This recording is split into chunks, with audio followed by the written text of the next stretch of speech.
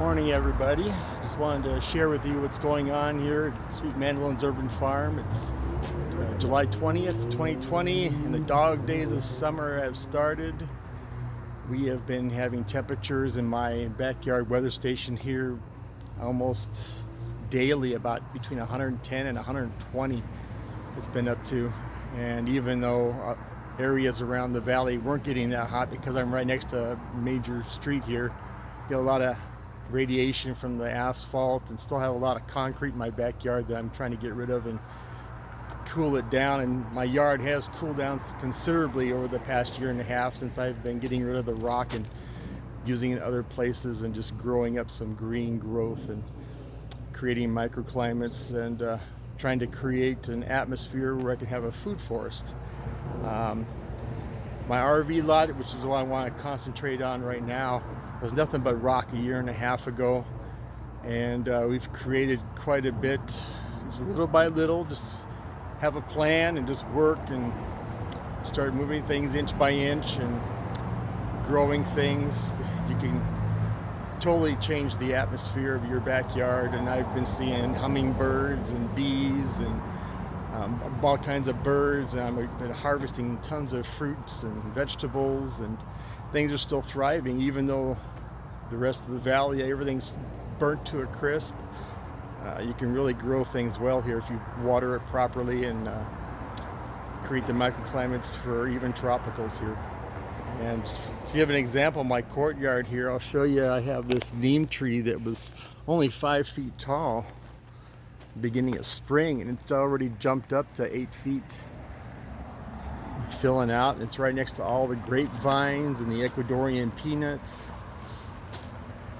And this is the courtyard right here. And over there against the wall, we got the jaboticaba, some lemongrass, my fruit punch mango, a strawberry guava, and a volunteer pumpkin vine that's sprawling out there. Matter of fact, there's even a pumpkin in there starting to turn color. Small one, but we could use it.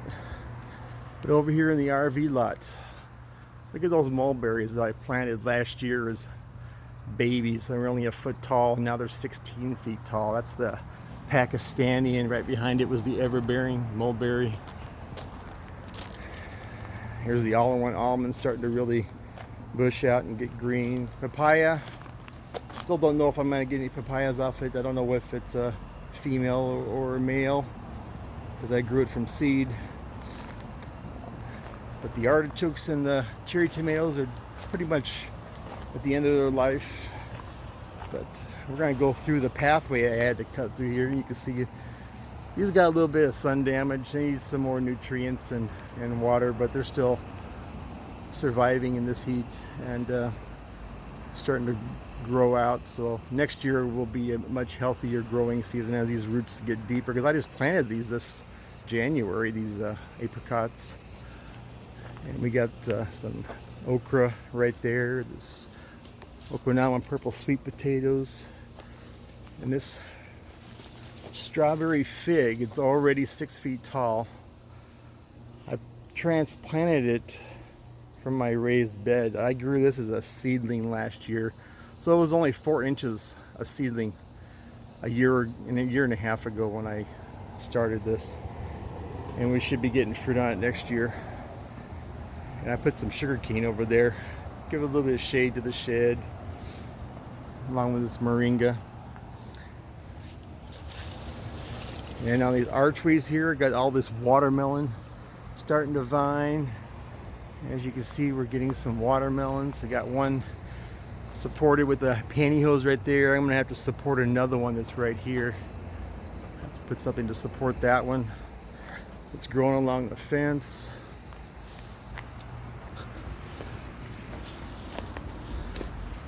There's the other mulberry. It's already 7 feet tall.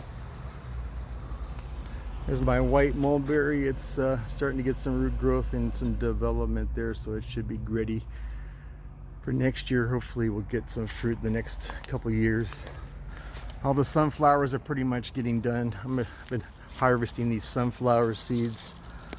Tons of seeds on them. Got my Roselle hibiscus started from seed, so we can have some Roselle tea and jam this winter for Christmas. All these are cowpeas, which is your like pinto beans. Pecan. There's my tiger panache fig. It's starting to get lots of new growth. It's growing.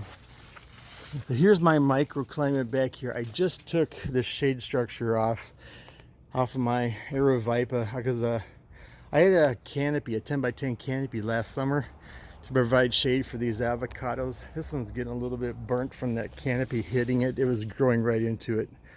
So I can just cut that off and we'll get all kinds of new growth in this Arizona Aerovipa avocado. I decided I could just take it off now because I planted this moringa by seed last July and it's already 12 feet tall, starting to branch out. So it's providing shade for my Zutano avocado right there, which is already 6 feet tall and bushing out, and it looks very healthy. So I figured, well, if that one's doing so well with just this and it's starting to spread out to provide some shade as the sun starts heading back south, I should be able to take it off and not worry about it now that we're getting our clouds from our monsoon season and the baking sun is going to be waning a little bit more. Get some rain. There's my star fruit that's really been growing very nicely there. And underneath all of this I have a feijoa right here, which is a pineapple guava.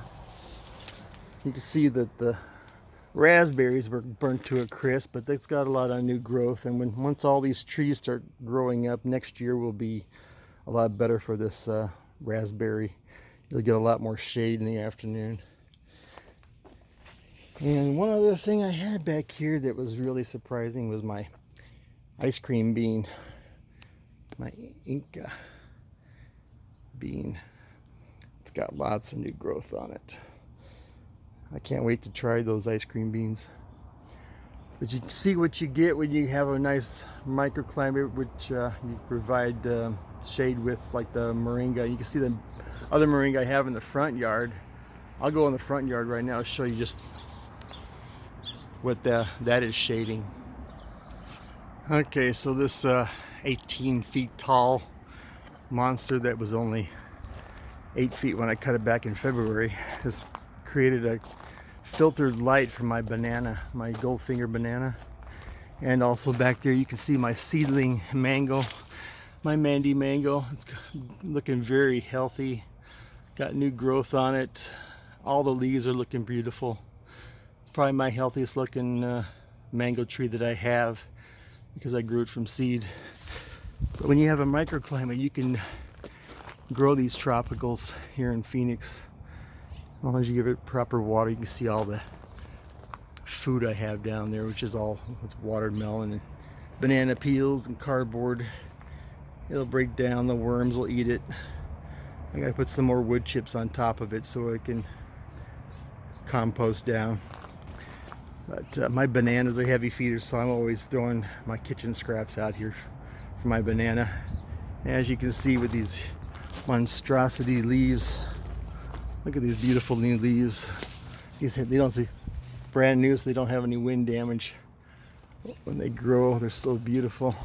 These are all ripped because of the wind.